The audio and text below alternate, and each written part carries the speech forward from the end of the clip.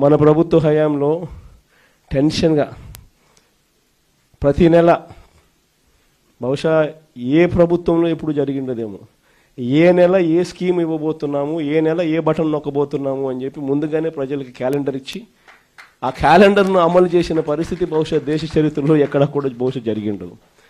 అలాంటి మన పాలన చూసి చంద్రబాబు నాయుడు గారు అవన్నీ చేయడమే కాకుండా, ఏముంది జగన్ చేసే పని ఎవడైనా చేయొచ్చు, ఇంట్లో ముసలోళ్ళైనా చేయొచ్చు అని చెప్పి అన్నాడు.